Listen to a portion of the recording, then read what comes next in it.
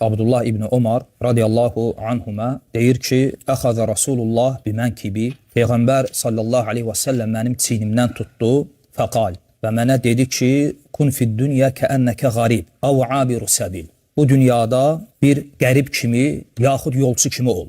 İbn Ömər radiyallahu anhuma özü daima deyərdi ki, axşama çıxdıqda səhəri gözləmə və səhər açıldıqda da axşamı gözləmə. Və xuz min sihhatika li maradik və min hayatika li mautik.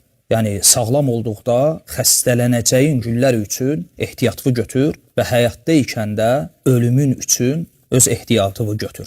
Hədisi İmam Buxari rivayet edib.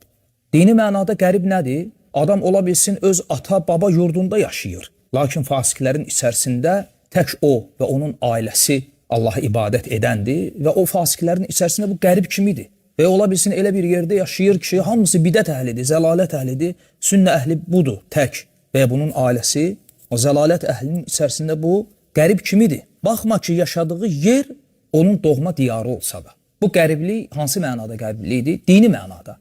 Necə ki, hədisdə gəlir ki, "Bədəəl-İslamu qaribə səyaudu kəmə bədə, fətubə lil-qurabə." İslam qərib olaraq başladı və qərib olaraq da qayıdacaq. Və vaxt gələcək İslam bu cür olacaq yer üzündə. Fətubə lil-qurabə və xoş halına o həmin qəriblərin.